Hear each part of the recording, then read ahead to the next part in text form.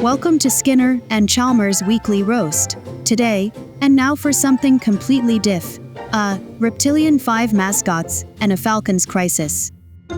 Good evening, Memafield! Good evening, one and all. Welcome back to the Skinner and Chalmers Weekly Roast, the podcast that is recorded in a living room, powered by questionable coffee, and some Python our producer Dezenzo has implemented since the very first podcast. Python, the programming language, not the animal. Although, as it happens, the animal is also relevant tonight, and we will get to that because we have a story. We have a saga. Seymour, call it what it is, a saga. We have a saga, an institutional saga, a saga of mascots, pride, paper aeroplanes, and one bird's midlife crisis. I am Gary Chalmers, superintendent of Memfield's educational establishments, and I have been waiting to tell this story publicly for quite some time, because it has been rattling around in my professional memory like a particularly dramatic piece of sediment that simply will not settle. Like a pebble in your geological soul. That is surprisingly fitting, Seymour. You know, it gets me in this, romantic mood if you use geological words correctly. I know, honey. I know. But before we drift off to some not safe for work content, I'm Seymour Skinner, as always, principal of Memafield High School, and this is my cross to bear, Gary. This is my institution. These mascots have all, technically, reported to me, or at least worked adjacent to me, or in one case, sprinted past me at speed and disappeared into the tree line. We'll get to that one. We will absolutely get to that one. Shall we begin at the beginning? Let's begin at the beginning, the Van Gogh era. Ah, yes, the good old Van Gogh era. Before the dark times, before the empire, or at least near to that, since that goat is mayor in this place of the U.S., everything is total chaos. I guess that's fitting for someone else in the U.S., someone that should stick with shady business instead of, let's not get political today. So, for those who are new to Memfield, welcome, pull up a chair. Memfield High School has historically had a mascot. As schools do, a mascot is meant to represent the spirit, the energy, the identity of the institution. A rallying figure, a symbol of excellence. Or in our case, a rotating series of increasingly baffling decisions. But yes, in principle, that's what a mascot is for. And for several years, the mascot of Memafield High School was Van Gogh. The mayor. The current mayor of Memafield. Yes, a literal goat. And at the time, this was before their electoral career, or perhaps very early in it. The timeline is a little blurry. They were offered the role, and they accepted. And for a while, Van Gogh was a perfectly serviceable mascot.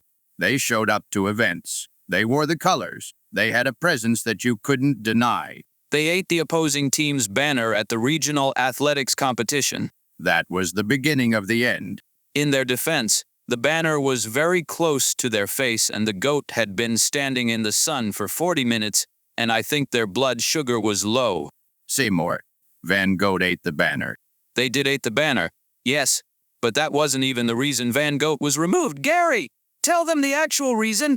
Van Gogh was removed from the position of school mascot for crimes against hilarity. Crimes against hilarity. That is an official term that we used in the documentation.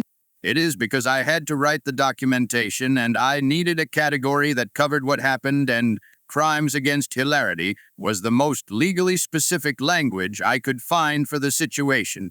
What happened was, and this is important context, the mascot's primary function at school events, beyond simply being present, was to engage with the crowd, do a bit of personality, react to the game, be fun, lift the atmosphere. We cannot have an unfunny mascot running about. We simply cannot. It reflects on the school. This is genuinely the position I hold as superintendent, yes. An unfunny mascot is an institutional liability. And Van Gogh, who is, as we know, a goat, had been attending events and simply staring at people, very directly, with goat eyes, which are, as I'm sure everyone knows, extremely unsettling up close because of the horizontal pupils. Rectangular pupils, technically.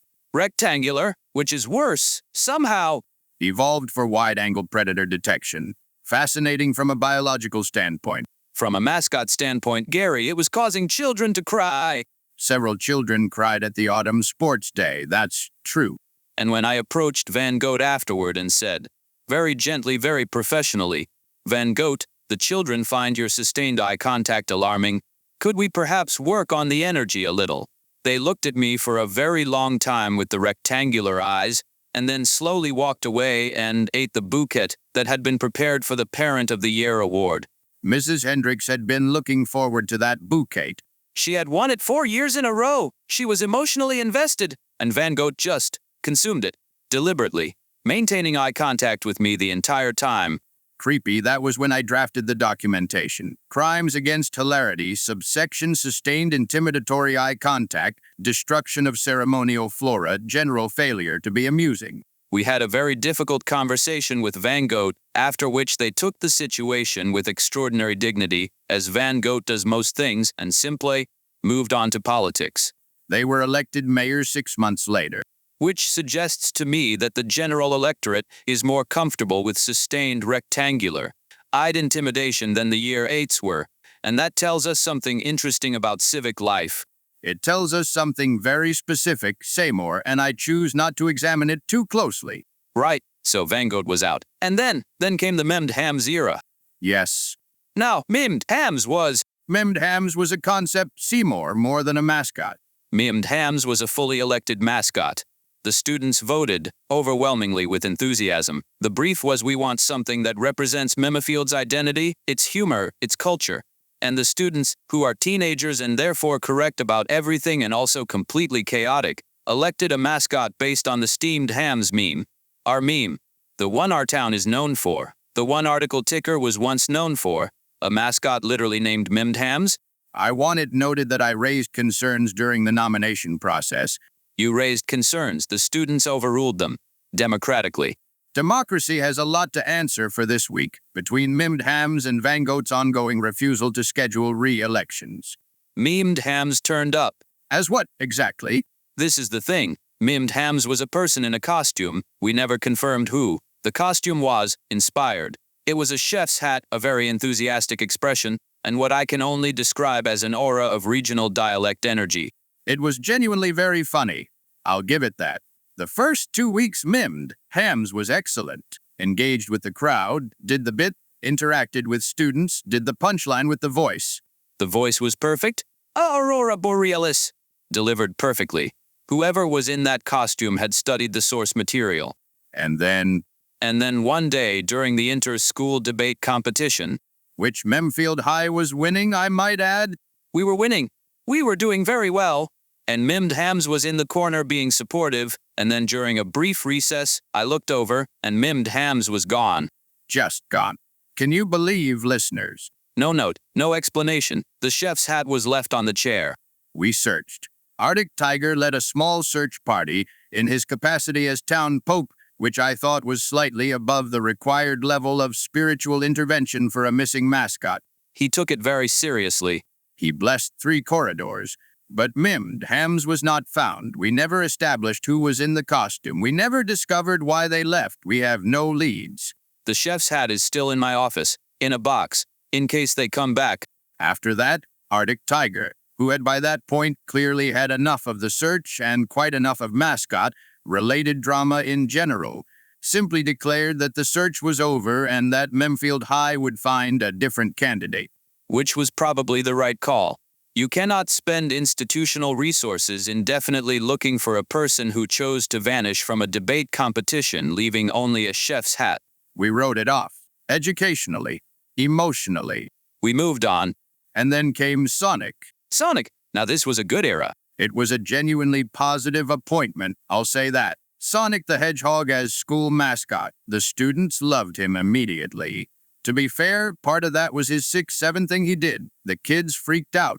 He has the energy for it. Gary, he has the charisma. He ran the school perimeter in 40 seconds at the welcome assembly, and the year 7s lost their minds.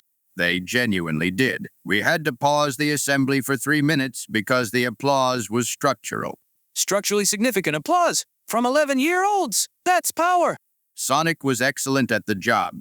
He engaged with students. He turned up to events on time, actually significantly before time, due to obvious reasons. He did the energy, he did the personality. He did a running display at Sports Day that I'm fairly sure violated several laws of physics, but the students didn't care, and frankly, neither did I.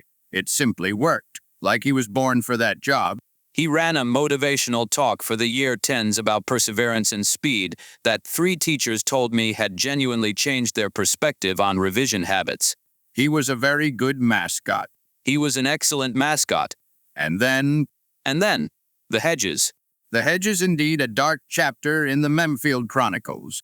Our alligators, Gizmo and Mr. Jellybean specifically, the other 2 are considerably better behaved, have, as our regular listeners know, a complicated relationship with Sonic's hedge. They find it compelling, in the way that a very large pair of scissors finds fabric compelling. They are drawn to it. We have tried many things, additional fencing, distraction techniques. I once placed a very attractive piece of sandstone near the south corner specifically to redirect Gizmo's attention. Did it work? He licked it and then went to the hedge anyway. The thing is, Gizmo and Mr. Jellybeans are they're escape artists. We don't know how they do it. We've checked the enclosure, we've reinforced it, we've had Cogsworth do a structural survey. The golems actually submitted a formal report, 6 pages, union stamp. Can you believe? 6 pages, with diagrams? And the conclusion was, the alligators appear to circumvent physical barriers through what can only be described as determination. Determination was the technical term they used, yes?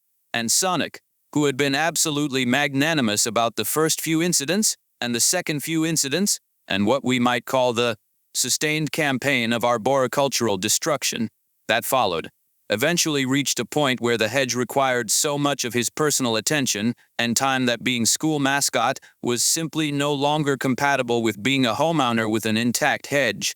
He came to me very professionally. He said, "Gary, I love this job and I love the students, but if I have to choose between the mascot role and my hedge, the hedge has to win. A man's hedge is his castle." Which is a very reasonable position, actually. Absolutely reasonable. I respect it completely. The hedge is significant to him. We thanked him genuinely. He did a farewell lap of the school that took approximately 11 seconds and generated a standing ovation. And that was that. We still feel a bit guilty about the alligators. We do. We're working on it. We're always working on it. Gizmo looks at me sometimes and I feel like he knows. Gizmo is an alligator. Gizmo has depths, Gary. He does seem to know things, you're right. Anyways, and then, enter of the Falcon. Now, the Falcon. I want to be fair to the Falcon because he was objectively spectacular. Oh, he was spectacular. Spectacular. Peregrine falcon, the fastest bird on the planet, fastest animal on the planet, actually in a dive, up to 240 miles per hour. He would do a flyover at school events that would cause people to involuntarily duck Gary adults. Teachers. I have seen that Master Chief flatten himself against a wall because the Falcon came in at about head height at full speed. The students called him Memmy. He responded to it. Swung his head around when you said it. Very intelligent animal. Great mascot energy, excellent mascot energy. Dramatic, fast, visually arresting, never ate anyone's bouquet. A genuinely high bar that he cleared effortlessly. And he had a code.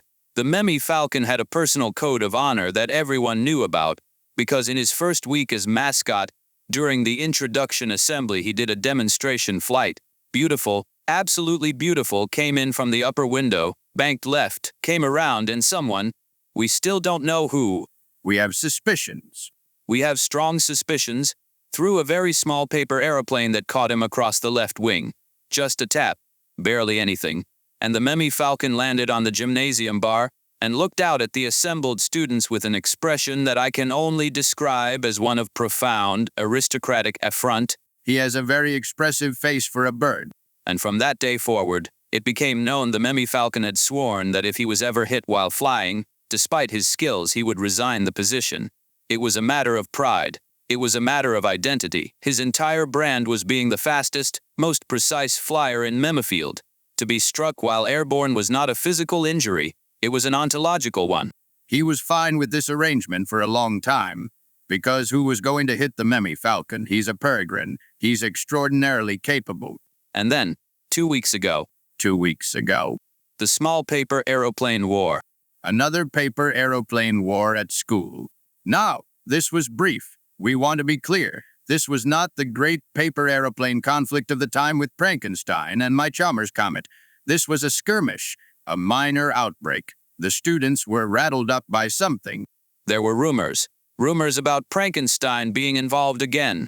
We have never even confirmed Frankenstein's existence. We have never unconfirmed it either. Every time there is an outbreak of organized chaos in Memefield's educational institutions, Frankenstein's name surfaces. We search. We find nothing. The chaos subsides. Frankenstein, if real, has the disappearing skills of the MemedHam's mascot and the instincts of a natural historian. For listeners who don't know, Frankenstein is, allegedly, a figure, possibly a student, possibly a former student, possibly something else entirely, who is believed to orchestrate Memfield High's most spectacular incidents of organized misbehavior.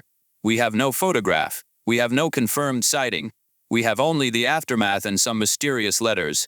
On this occasion, the aftermath was a brief paper aeroplane war. 2 corridors, maybe 30 minutes, intensive, enthusiastic, ultimately harmless. It never got big enough to require the Chalmers comet.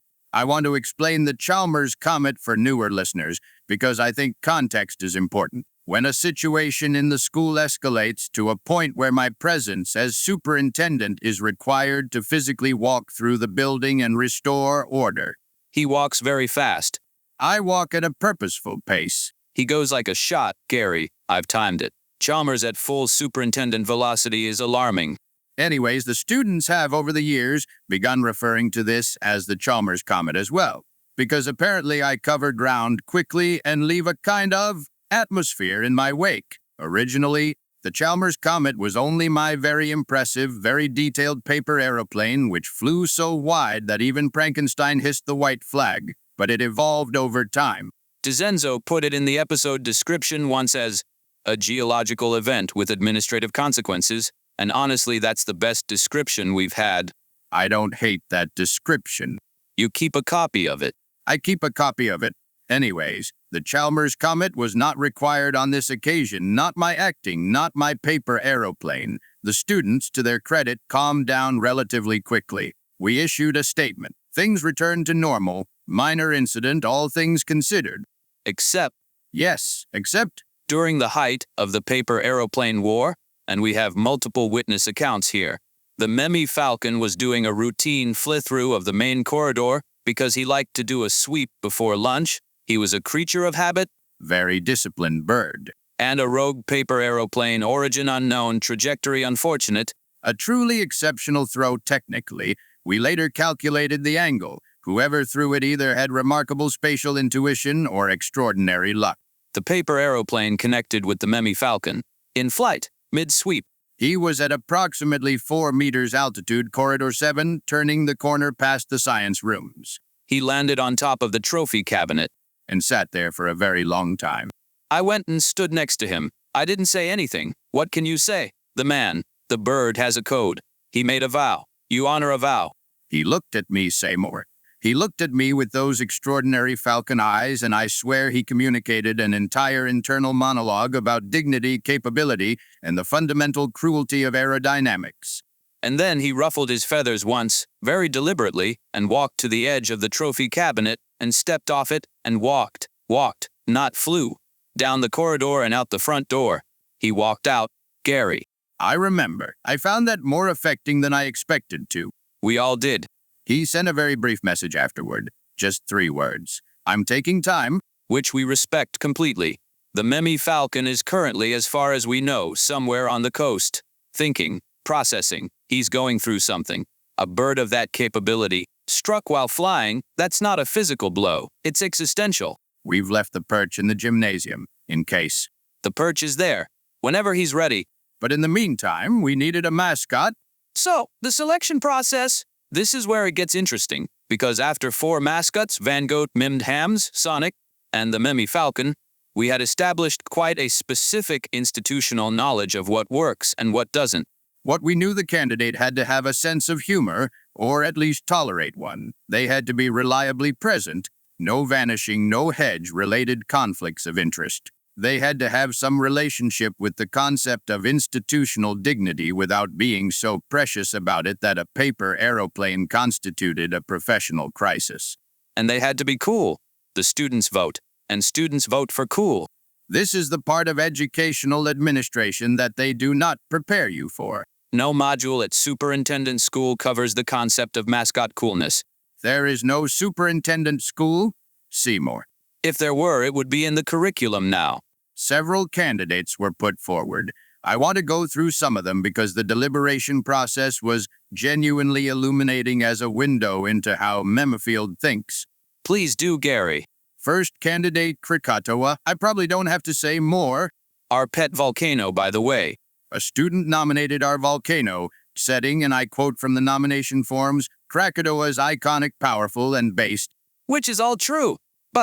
But Krakatoa is a volcano and cannot attend events because of the risk of fire and flames. We sent a very polite letter.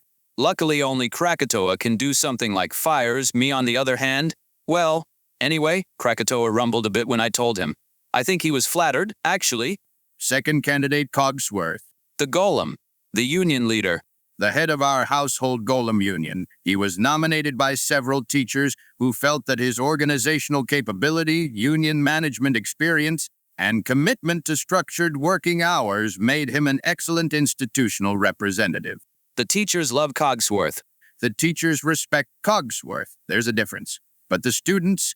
The students held a focus group, an unofficial focus group, during lunch, and the consensus was that Cogsworth was, and I'm quoting a year 10 directly, too much of a boss dude to be a mascot. I wrote that down. I still don't entirely understand it, but I wrote it down. It was meant affectionately, Gary. Cogsworth was flattered when I told him. Cogsworth asked me to clarify the term. I did my best. He nodded very seriously and then went back to auditing the Thursday shift schedule. Third candidate. Dobwa. Our parrot. Our parrot was nominated by 3 separate year 7s on the grounds that she says words and has good energy. Both accurate. Both accurate. But Dobwa expressed, through a combination of vocalizations and body language that I have learned to interpret over many years, that she was not interested in attending sporting events. She has strong views about crowds.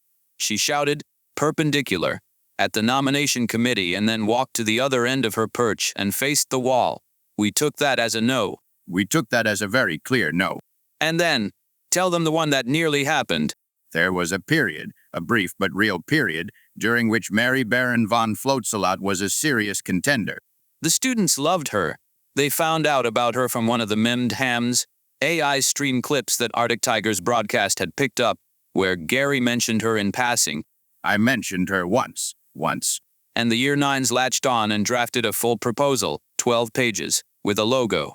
The logo was actually very good. It was a very thoughtful logo. Mary herself was, when Seymour informed her of the proposal, extremely philosophical about it. She said that while she was honored to be considered, she felt that a mascot must be able to move purposefully through space, and that her movement being largely determined by water currents and the occasional charm, launch represented a logistical challenge for events held on dry land. She used the phrase, my buoyancy is existential, not athletic. Which is completely true and also disqualifying. We submitted a very respectful rejection.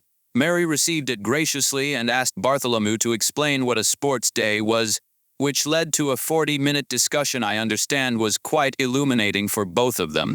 And then, the winning candidate.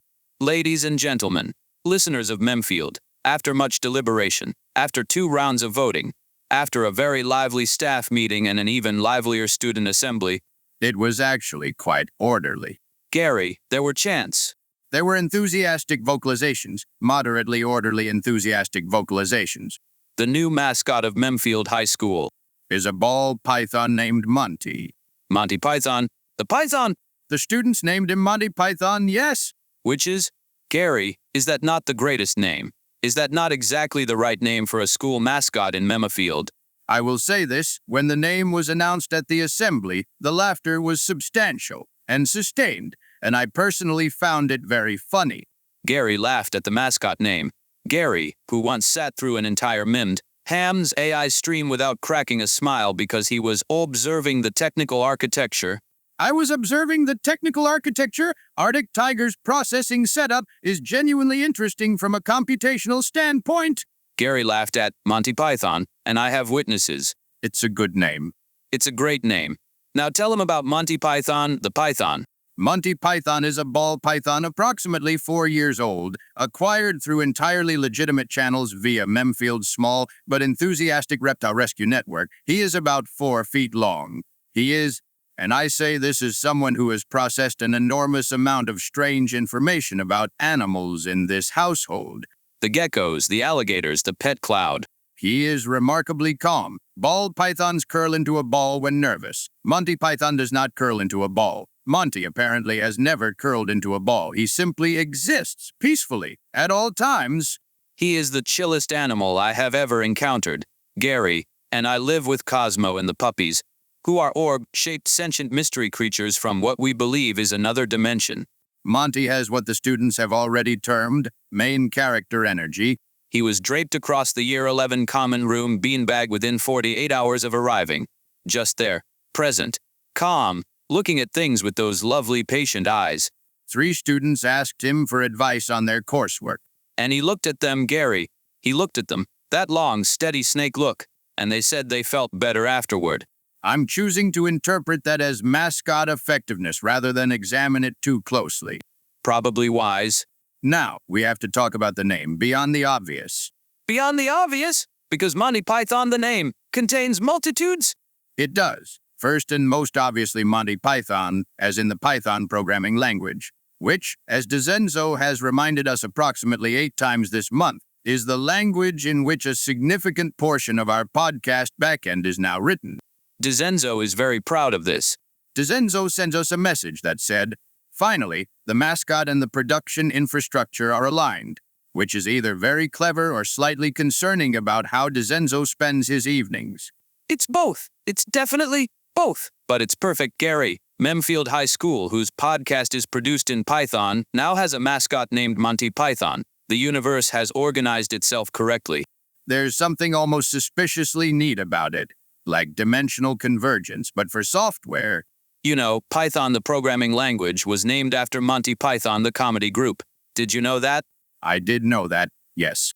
Guido van Rossum, the creator of Python, was a fan of the flying circus and named the language accordingly, which means that Monty Python the snake is named after Monty Python, the comedy group, by way of Monty Python, the programming language, which is itself named after Monty Python, the comedy group. If you say Monty Python one more time, say more, but yes, it's a conceptual Ouroboros. Gary. What? An Ouroboros? That's a snake eating its own tail. You just made a snake joke without meaning to. I did, didn't I? You're funnier than you think you are, Gary. I'm consistently funnier than I present. I just choose my moments. And then there's Monty Python, the comedy group itself, which, look, for anyone listening who isn't familiar, Monty Python's Flying Circus, one of the great British comedy institutions, responsible for the Spanish Inquisition sketch. Nobody expects the Spanish Inquisition. Nobody expects the Spanish Inquisition, except as an excuse for a fire in the kitchen. I knew that was going to happen. You set it up. You walked directly into it. After all these years, Gary! I have been walking into things you do for a considerable time, Seymour. I've learned to appreciate the journey. The Dead Parrot sketch, the Knights Who Say Neat, the Ministry of Silly Walks, the Lumberjack song, and, most relevantly, and now for something completely different. And now for something completely different, which is, Gary, is that not exactly where Memfield High School is right now mascot-wise? We've had a goat, we've had a mysterious costume, we've had a hedgehog, we've had a falcon in existential crisis, and now... And now for something completely different. A ball python who has never once curled into a ball and apparently gives the Year 11 spiritual reassurance by looking at them. That is exactly where we are. I also want to note, because I feel it's worth noting, that Monty Python was a group that took absurdity very seriously. They committed to the bit. They built elaborate structures of nonsense and then delivered them with complete conviction, which, if you think about it, is the spirit of Memfield, yes. Is exactly the spirit of Memfield. We have a conscious inflatable swan. We have a skeleton who uses the word snatched. We have a pope who is a tiger. We have a goat mayor who is gently refusing to hold elections. We commit to our bits completely. Memfield as an institution operates on the Monty Python principle. The absurdity is real, the commitment is total, and if something doesn't make sense, that is not a flaw in the design. That should be the school motto, Gary. The absurdity is real. The commitment is total. The current school motto is knowledge, integrity, progress. That's very good too. It is perfectly adequate, yes. We could have both. A motto and a spirit motto. I'll put it on the agenda. Now, Python the programming language, because Dizenzo is going to hear this episode, and he's going to want us to do justice to the Python angle, so... What do you actually know about Python, Seymour? I know that it is elegant. I know that its syntax is clean and readable. I know that it values clarity over cleverness, which is honestly a virtue I respect in a programming language and in a person. You know that because Dizenzo told you. Dizenzo told me and I retained it because it resonated with my values as an educator. What else? I know that Python uses indentation to define code blocks, which means that how you arrange things visually actually matters. The structure is the meaning. The white space has weight. That's actually a reasonable observation about a programming language. Thank you. I know, from a more practical standpoint, that Python is the language Dizenzo used to automate our episode tagging, our transcript generation, and most recently, the system that sends Bartholomew a reminder when it's time to water the garden. Bartholomew gets a phone notification because of Python, which he receives on a second-hand smartphone that Dizenzo set up for him. Bartholomew has a smartphone. With a very large font, and Dizenzo made the notification say, "Time to tend to the garden, Bartholomew," with a small flower emoji. And Bartholomew responds to the notification every single time by picking up the phone and saying, "I am aware, thank you." To the phone. He says it to the phone, because he's not entirely sure where the voice is coming from. He's doing very well with modernity, all things considered. He really is. And now we have a mascot whose name literally contains the technology that keeps our podcast running. There's a poetry to that. There's something, yes. I'm not sure I'd call it poetry. I'd call it a coincidence that Memfield has organized into a coherent narrative, as it tends to do. Memfield does love a narrative. It does. It's that dimensional convergence thing. Reality is thin here. Coincidences coalesce. Gary said coalesces. I'm allowed to say coalesces. It's a geological term. Mineral deposits coalesce. It was a night market word from last Monday. You've adopted a night market word. I've been using it in a geological context for 30 years, Seymour. Yeah, say that again. It's a good word. It's a great word. You've got good taste, Gary. Can we talk about Monty's first week? Because I have to document this somewhere, and this podcast might as well be the record. Please, do it for history. Day 1, Monty Python arrived in a carrier, was placed on a special platform in the Year 9 common room, which had been prepared for him by a committee of students with surprising attention to detail. He looked at the room for approximately 4 minutes and then settled in. Just settled in. No adjustment period. No stress response. Just yes, this will do. A being of complete self-possession. Day 2. Day 2, 3 students brought him handmade cards. One card said, Welcome, Monty." One card said, "You are valid." The third card, "And this is genuine. I have seen it." The third card said, print, "Hello, Memfield," with a small drawing of a snake. A Python Hello World joke on a handmade card from a Year 10. There is hope for the next generation. There absolutely is. That child is going places. Day 3, Monty Python was present during a Year 12 study session, and apparently several students said they focused better with him in the room. The library has formally requested he visits on Wednesday afternoons. He's become a study companion, a therapeutic presence. He has the same effect the fortune teller's cats have. Just there, patient, unbothered by the passage of time and the weight of coursework. That is the most calming thing I've ever heard. Gary, could we have him on the podcast? Monty Python on the podcast. He wouldn't say anything. He'd just be here, calmly. In the background, a guest presence, a vibe. That's the most unusual proposal you've made for this podcast, and you once suggested we have Krakatoa on via a seismograph readout. The seismograph idea was good, Gary. It was conceptually interesting and practically disastrous, yes. Monty would be easy, though. He just sits. He's very committed to just sitting. I'm not saying no. He's not saying no, listeners. I'm saying we'll discuss it with Dizenzo, and we'll ensure appropriate animal welfare considerations are in place. And if Monty himself, through whatever means we use to assess consent in ball pythons who have never once curled into a defensive ball, seems comfortable... He will. You know he will. Monty Python has never been uncomfortable in his entire life. No, he really hasn't. Before we wrap up, any thoughts from the listeners on the mascot saga? Because DeZenzo has flagged a few messages. How did he? Purple Tonberry sent us a message that says simply, Van Goat was robbed.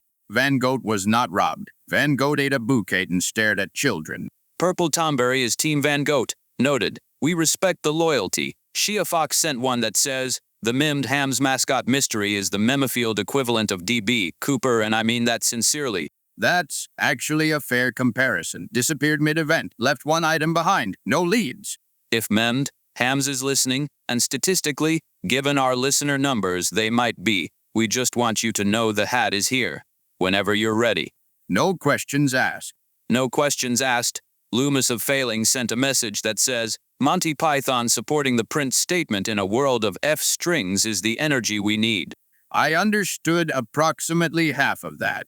ArticTiger understood all of it and did a small celebratory gesture when I read it aloud to him. Tell Loomis we appreciate the Python expertise. And finally, Luna wrote, give Monty Python my love.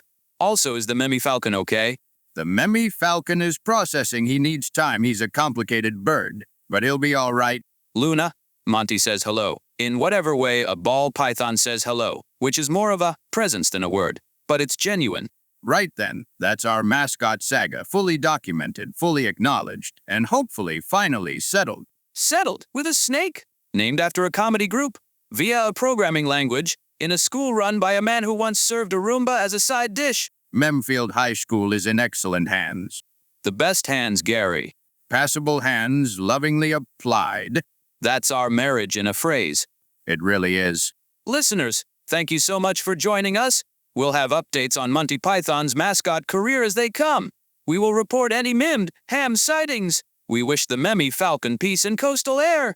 We are watching Van Goat's electoral situation with the vigilance it deserves. And we will, at some point, if DeZenzo and Monty both agree, have the calmest guest in the history of this podcast sit in on an episode and simply be.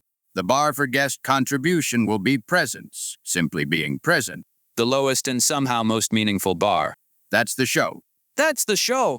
I'm Seymour Skinner. I'm Gary Chalmers. And this has been the Weekly Roast. Good night, Memfield. And remember, nobody expects the paper aeroplane. Nobody expects the paper aeroplane. Good night.